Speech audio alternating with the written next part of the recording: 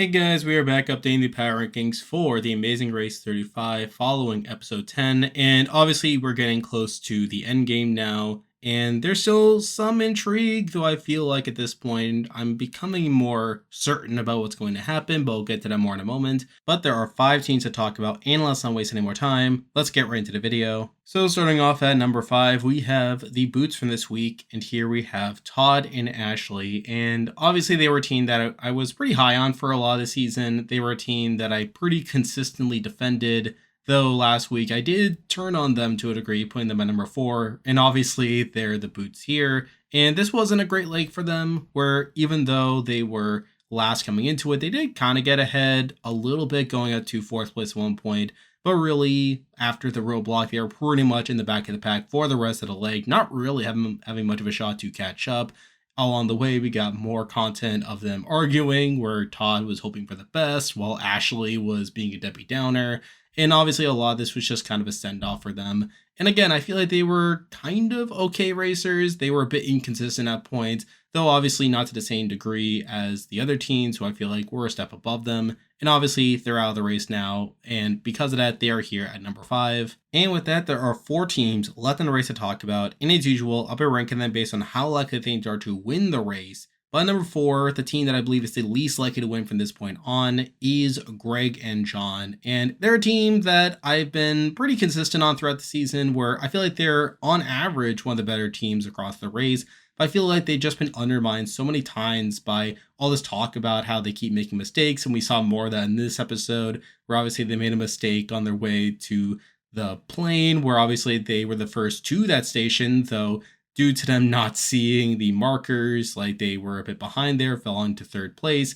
And obviously moving forward, like while they are able to hold on to 3rd place, they're also the only team to do the serve detour, which seemed to be the longer detour based off what we saw from there. And while they are able to catch it to a degree, getting to 2nd place, obviously that was a very close finish. So, I mean, how much do you really credit them for that?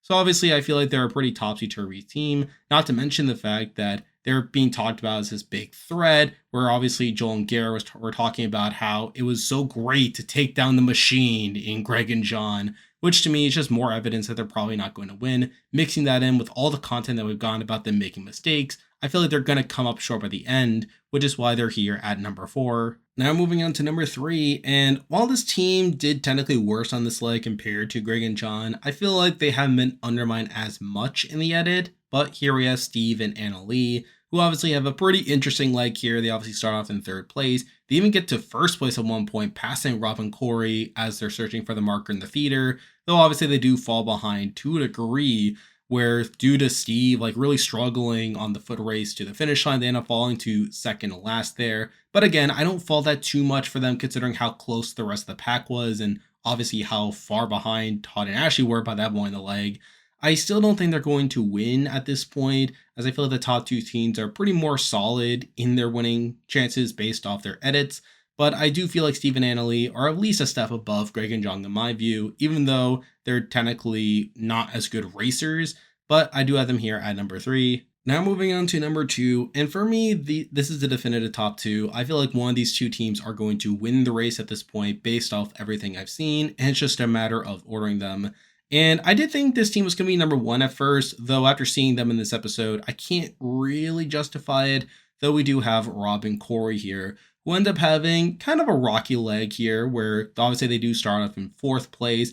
They end up using the express pass here, the last leg that they could have used it, getting to 1st place to finish the roadblock, obviously, though they do fall behind, even behind Steve and Anna Lee on the feeder segment. So even then, they didn't have that big of a lead.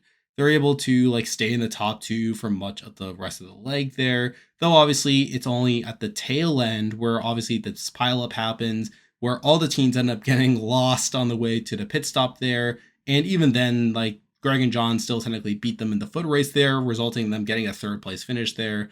So it's not great that they didn't end up winning the leg in which they got the express pass. They used the express pass. And in general, like I'm still not entirely sure how well they are as racers in the grand scheme of things, where I feel like over the course of the race, we've seen some inconsistency from them. And at the same time, I do feel like the number 1 team has kind of surprised me to a degree.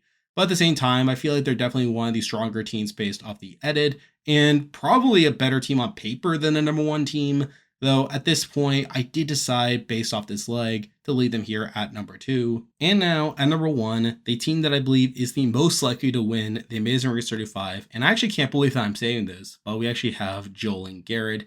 And I've actually come around to Joel and Garrett over the last few episodes. I feel like these last few episodes have been pretty strong for them, both from a race perspective and even from an edit perspective, where obviously they end up winning this leg. Mind you, it's due to a really fluky circumstance where actually they were second to last for a lot of the leg there, kind of falling behind, going from first place at the start of the roadblock to second to last at the end of it, and sort of staying there for much of the rest of the leg. And it's really not until like the tail end of the leg where the front runners all get lost on the way to the pit stop, where they're able to not get lost, and through that they're able to actually win the leg. So kind of a wonky way for them to win the leg there, but it's still worth highlighting here.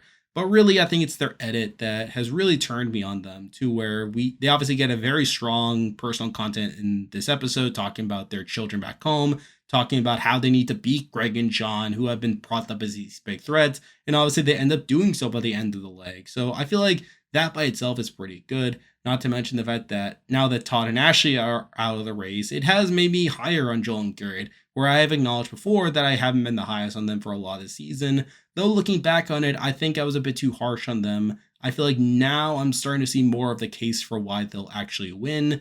And I feel like it's between them and Rob and Cory.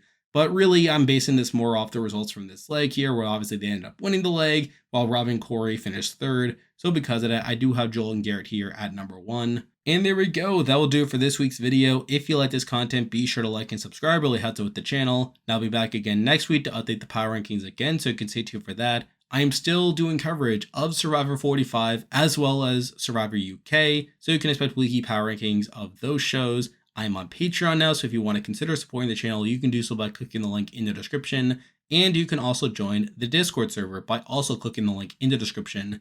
There's a lot of stuff coming your way, but for now, that is a video. See ya.